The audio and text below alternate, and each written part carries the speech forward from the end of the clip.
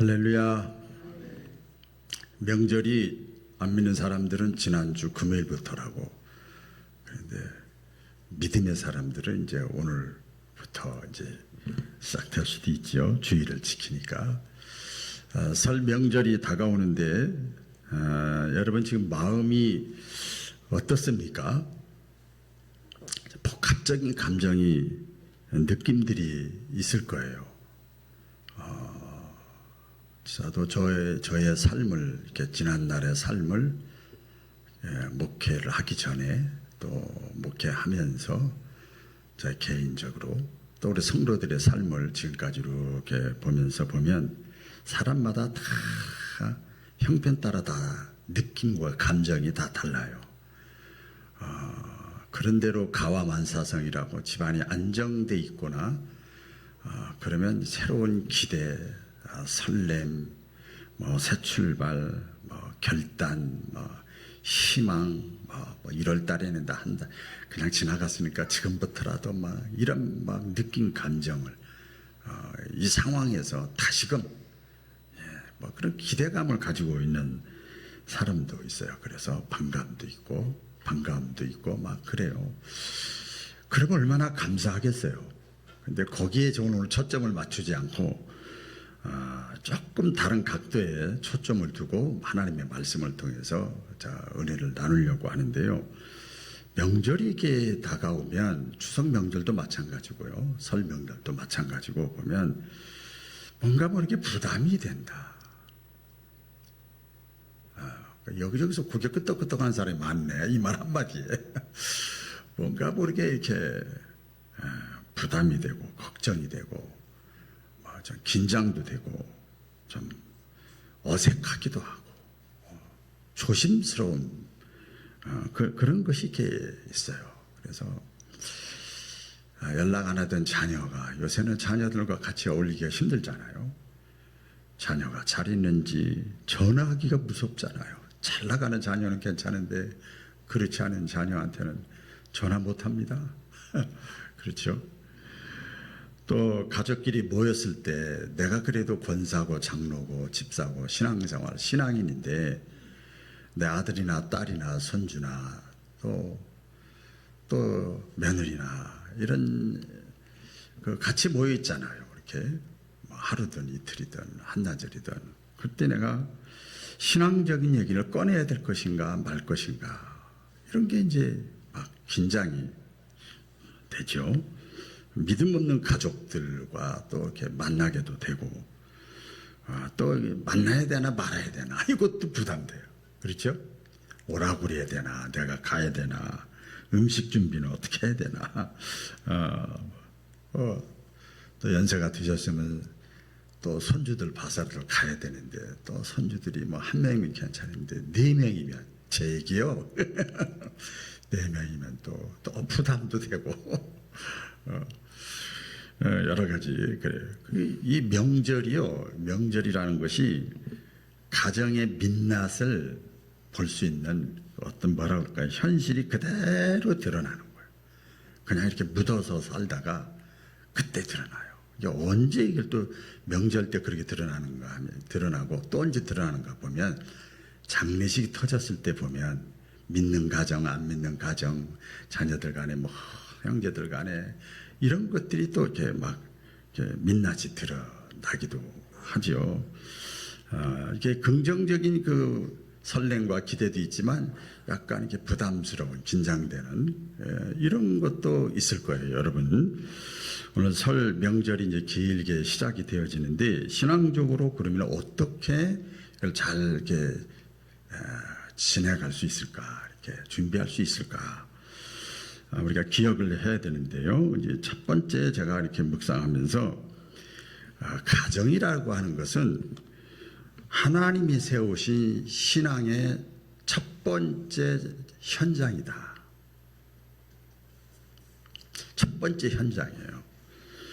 어느 권사님이 이렇게 고백을 했습니다. 우리 교회 권사님은 아니에요. 젊을 때는 자녀에게 이래라 저래라 말이 참 많았는데 내가 나이가 들고 나니까 자녀한테 말을 안 하게 되더라고요. 그래서 왜요? 말이 안 먹혀요. 그래서 그냥 지켜만 보게 됩니다. 말수가 적어졌어요. 그걸 깨달았다는 거예요. 듣기 위주로 이렇게 자녀들과 있으면 많이 듣는 거예요. 웃어주고 이게 나라는 것이 점점 이렇게 위축되는 그런 그 얘기를 해요. 우리가 신앙적인 관점에서도 마찬가지입니다. 여러분 자녀들이 중장년층이 많이 있기 때문에 말씀을 드렸죠. 자녀들이 말로는 자녀를 못 바꿉니다. 너 어떻게 되냐? 지금 잘 되고 있냐? 그러고 자세하게 알려주지도 않습니다. 말로는 자녀를 못 바꾼다는 걸 알기 때문에 믿음의 사람은 기도로 변화시킬 수 있는 거예요. 기도로 변화시킬 수 있어요. 그것을 이제 신앙인 사람은 더 깨닫게 되니까 더 이렇게 지켜보게 되죠. 기다리게 되죠. 자녀를 이렇게 만났을 때 여러 가지 막 말들이 많이 있죠. 하고 싶은 말들이 많이 있죠. 전화상으로 못하던 거 만나니까. 근데 그게 좋은 얘기든 안 좋은 얘기든 다 쏟아내면은요 관계가 멀어져. 어떻습니까, 여러분?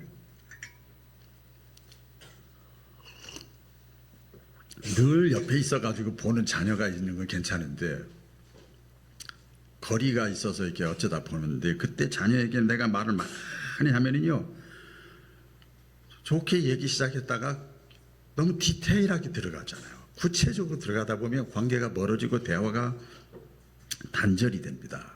그래서 여러분 우리가 신앙인들이잖아요.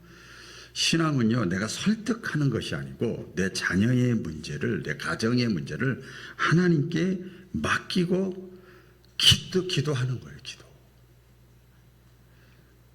여러분 그런 맡기고 기도하는 아버지, 어머니, 할머니, 할아버지가 될 수 있기를 주의 이름으로 축원합니다. 다 했지만은 진짜 그랬어요. 제가 그런 위치가 되더라고요. 아직도 좀 멀쩡하거든요. 그런데 그렇게 되더라고요. 저희 어머니도 더 그랬어요. 오늘 본문 말씀에 보면 여호수아가 이스라엘 백성들 앞에서 얘기하는 겁니다. 백성들은 다 뭐 가나안 땅에 들어가서 그렇게 사는데 그렇게 순수하고 깨끗하고 순전하고 믿음 좋았던 이스라엘 백성들이 믿음이 다 삐죽빼죽한 거예요. 막. 그리고 가나안 땅에 먹고 살 만한 것이 있으니까 막 너무 좋으니까 하나님을 막 잊어버리는 거예요. 그래서 여호수아가 백성의 중에서 지도자들만 따로 불렀어. 따로 불러가지고 오늘 하는 얘기입니다. 오늘 한 절에 있습니다만은 당신들이요, 당신들이 가정에서 또 우리 국가에서 이 땅에서 믿음 있다는 사람들 아닙니까? 그런데 당신들이 생각할 때 내가 너무 안타까워서 하는 소리요. 하나님을 섬기는 것이 광야 생활하다가 지금 먹고 살만한데 하나님을 섬기는 것이 좋지 않게 보이고 미련하게 보이고 어리석게 보입니까? 그러니까 여호수아는 그게 다 보이는 거죠. 하나님을 섬기는 것이 지금 이 시대의 이 상황에서 어리석게 보이거든 너희가 오늘날 지금 결단해라. 오늘날 섬길 자를 택해라. 다 모아놓고 그러면서 이 여호수아가 얘기를 합니다. 백성의 지도자잖아요. 그렇잖아요. 너희가 어떤 선택을 하든지 간에 오직 따라해 보겠습니다. 오직 나는 변하지 않겠다는 거예요. 나와 내 집은 여호와만을 섬기겠노라. 할렐루야. 여호수아가 그렇게 고백을 한 거예요. 여호수아가 분위기를 따라가야 되는 거 아닌가? 체면도 있고 사회적 지위도 있고 정치도 있고 전쟁도 있고 중요한 것이 많이 있는데 백성들을 모아놓고 여호수아가 나는 내 가정이 중요하다. 내 가정이 신앙의 가정이 되는 것이 내가 너희들의 지도자이지만 너희들이 어떤 분위기를 탔다 할지라도 나는 내 가정이 하나님 섬기는 가정이 되기로 나는 결단한다. 이렇게 여호수아가 얘기를 합니다. 여러분, 우리가 기억을 해야 될 것은 신앙은요, 교회에서 성냥 불키듯이 첫 단추를 교회에서 신앙이 시작되지만 자녀가, 내 주변의 사람이, 내 믿음 약한 다른 내 가족들이 신앙이 세워지는 것은 여러분의 가정입니다.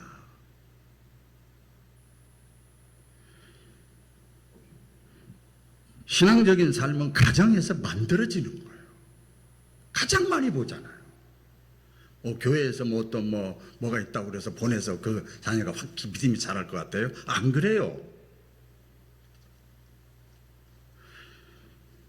우리 성도들이 가장 많이 하는 말 가운데 하나가 뭔가 하면, 근데 자녀가 어릴 때는 교회 잘 다녔는데 애가 커서는 교회를 안 다녀요. 신앙생활 안 해요.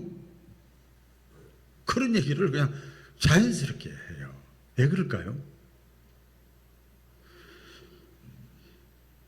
교회에 가서 말씀을 많이 들었지만 신앙은 어디서 보는가 하면 가정에서 보는 거예요. 가정에서. 어떤 자녀가 얘기를 해요. 우리 아버지가 교회에서 중직자인데요, 그냥 교회만 갔다 오면 늘 불평불만이에요. 나는 알지도 못하는데 그냥 교회를 빠삭하니 내가 알게 돼요. 안 좋은 것만. 그러니까 아버지를 통해서 그 얘기를 듣는 거예요. 그래서 가정은 교회 목사님의 설교보다도 더 강력한 신앙 교과서가 가정이요, 가정. 신앙의 최전선이 가정입니다. 언젠가 한번 말씀드렸는데, 제가 그 전에 광주에서 목회할 때, 그 여자 집사님 여전대회 회장님도 하고 한 40대 중반 되신 분인데, 이제 대신방을 하는데 꼭 목사님하고 사모님만 오시래. 다른 분은 안 왔으면 좋겠대. 신방대원이 있는데, 그래서 특별 부탁을 해서 갔어요. 신방을 갔는데 막 우는 거예요. 그렇게 믿음 좋은 여자 집사님이신데 왜 그러냐고. 다른 사람 들려고는 안 된대. 목사님하고 사모님 기도해달라고 이렇게 한 거래요. 그래서 왜 그러냐고 그랬더니 우리 어머니가 누군지 알아요. 시어머니 누군지 알거든요. 우리가 다. 전국 우리 교단 거기서도 임원도 하고 지방에서도 임원도 하고 교회에서도 아주 핵심자예요. 핵심자. 그게 다 누가 봐도 믿음이 좋은. 그런데 그 어머니 때문에 내가 갈등이 생겨서 지금 너무 괴롭다고. 기도도 잘하고 모든 봉사도 잘하고 다 잘하는데, 아니 이제 우리 여전대회별로 이렇게 식당 봉사 같은 거 하는데 내 담당이 돼서 어머니 나 우리 이번에 식당 담당이니까 이게 이렇게 해주십시오. 조절을 하잖아요. 스케줄 조절을 하는데 어머니가 그러다는 거 불러다 놓고 야단을 치더라는 거예요. 내가 대신 해줄 테니까 너는 예배 마치자마자 그냥 집에 가. 내가 대신 해줄게. 그리고 꼼짝 못하는 거죠. 그리고 예배 마치고 빙의접빙이 되고 가는데 또 들어와.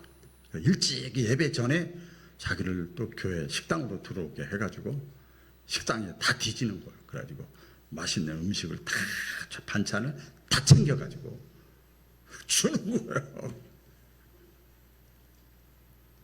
너무 괴롭다는 거예요. 그리고 나중에 믿음이 그분이 막 퇴색되더라고요.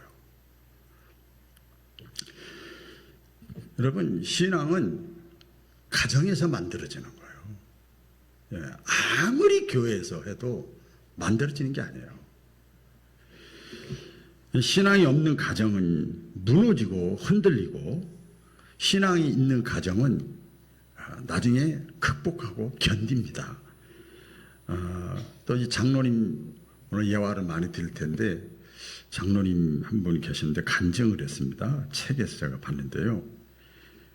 교회를 내가 열심히 신앙생활을 잘 했는데 집에만 오면 모르겠어요. 내 성격이 그래서 그런지 그냥 기도는 하고 찬송은 하고 아멘을 하는데 집에 오면 계속 걱정만 돼요.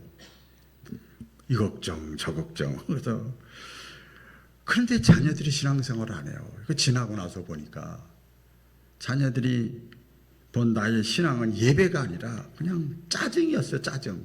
그러니까 자녀들이 신앙에 안 자라는 게 당연하죠. 그러면서 눈물을 흘렸다는 거예요. 여러분, 자녀는요, 부모가 하는 말보다 집안에서의 부모의 신앙생활의 모습을 보는 거예요. 찬송가 참 저도 많이 불렀는데 579장에 보면 그 부모가 가정에서 했던 그것을 연상하면서 부른 찬양 있잖아요. 내가 울 때 어머니는 주께 기도드리고, 내가 막 울 때, 괴로울 때, 방황할 때 집에서 보니까 교회에서 보니까 어머니는 기도하고 있더라. 예? 또 내가 막 좋은 일 있을 때, 내가 웃을 때 어머니는 막 더 기뻐하고 찬송 부르십니다. 찬양이 있잖아요. 그리고 뭐 아침 저녁 읽으시던 어머님의 성경책, 그게 기억나는 거예요. 저희 어머니도 한쪽 옛날 신약성경 얇은 거 있었는데 새벽기도 갔다 오면 30쪽짜리 전등 켜고 깰까봐 한쪽 눈으로 막 성경을 자다가 이렇게 보면 어머니가 그렇게 하는 게 보여요.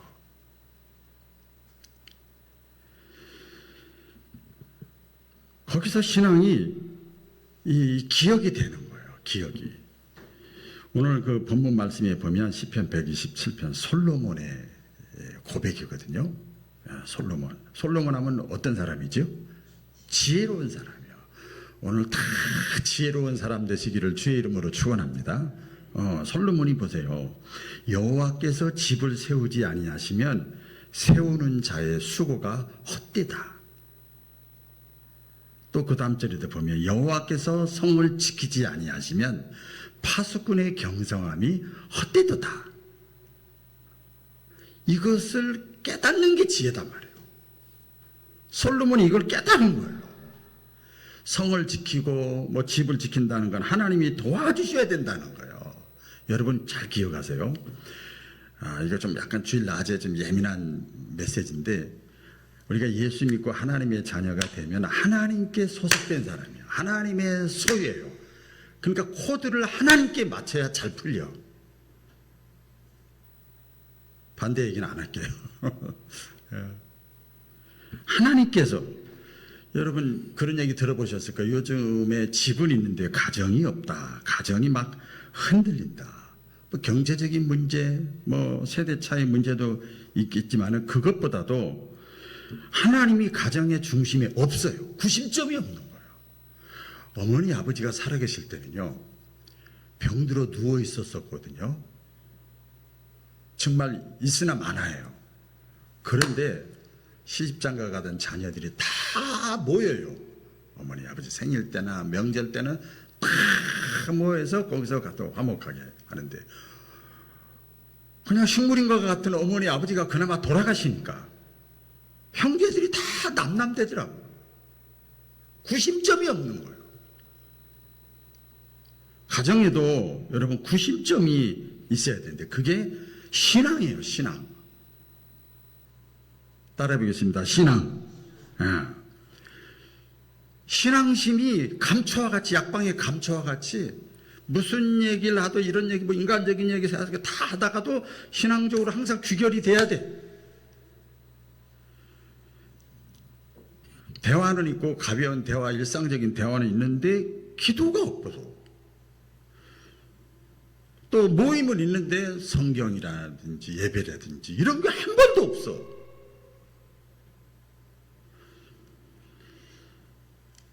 그 어떤 분이 또 고백을 한 거예요. 안수 집사님이신데 우리 장로교회 탁구 치는 그 지인의 자녀 모임인데 그분이 그러시더라고요. 내가 느낌이 됐어요. 60대 중반에 예수님 믿었대요. 지금 70대 중반 되셨는데 늦게 내가 믿었는데 젊었을 때 기업체 뭐 간부도 했었고 막 이랬는데 늦게 예수를 믿었는데 그러니까 자기가 느낌이 들어 자신을 다 믿었죠. 그 열심히 희생하고 가정을 위해서 했는데 가족들이 모이면 자녀들하고 모이면 삭막하고 지쳐있고 냉랭하더래. 그 자기 잘못이구나. 진작 예수님을 잘 믿을 걸. 본인이 그런 고백을 제가 목사라고 하니까 저에게 얘기를 하더라고요. 그래서 어떤 설 명절에 가족들끼리 모였을 때 또 이렇게 통화할 때 가장 필요한 것은 잔소리도 아니고 충고도 아니고 듬직하며 믿음의 안정감을 보여주는 거예요.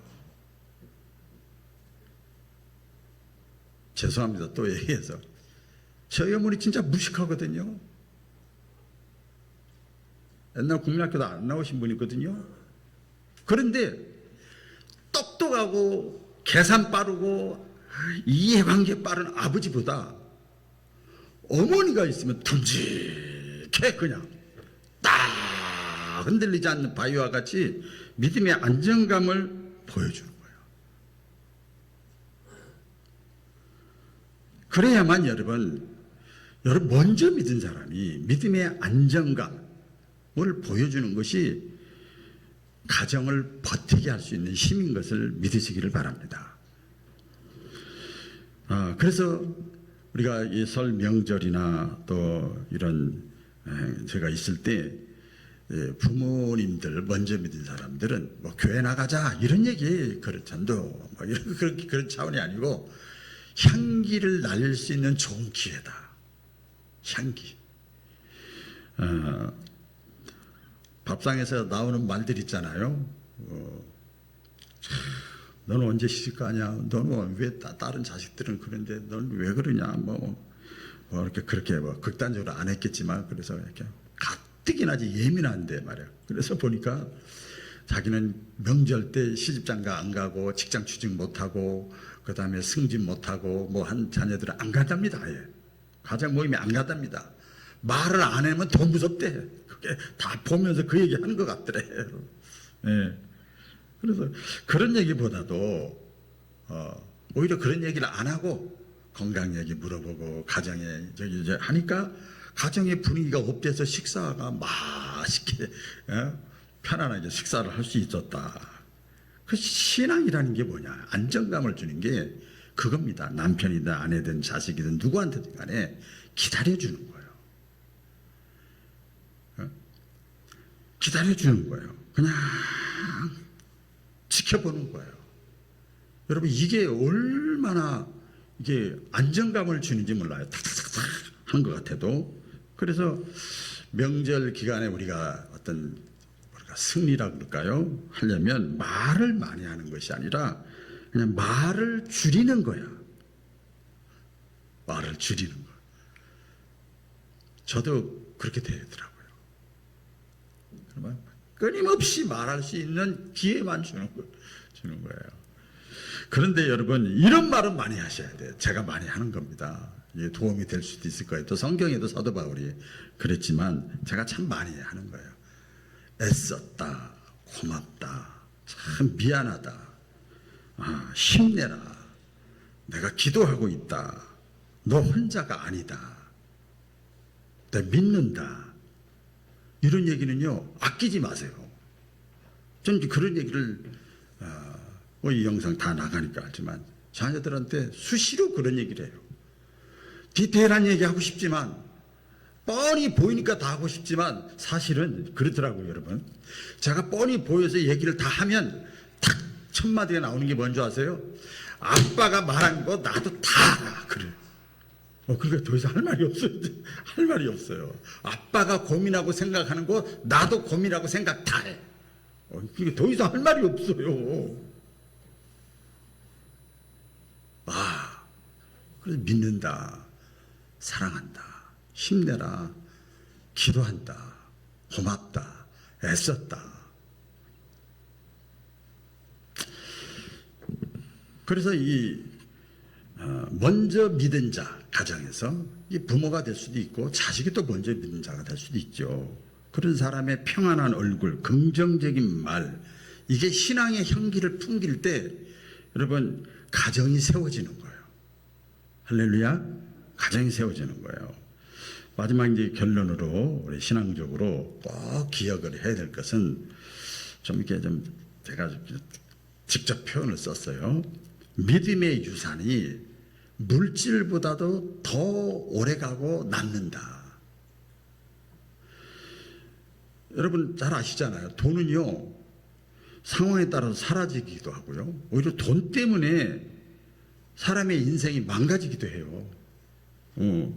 믿음이 떨어지고 막 그러더라고요. 그런데 이 부모가 남겨진 믿음의 유산을 딱 이렇게 심어주면요, 어떤 비바람에도 뿌리가 흔들리지 않고 딱 지켜져요.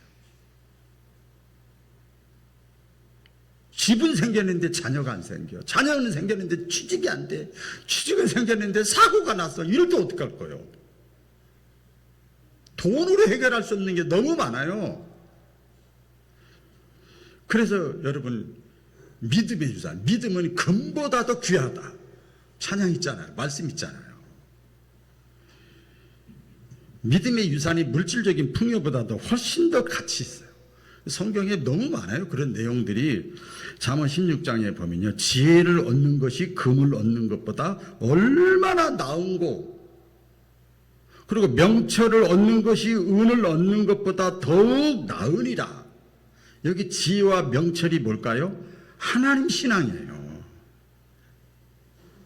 금과 은보다 지혜와 명철을, 하나님 경외하는 신앙이 훨씬 더 낫다.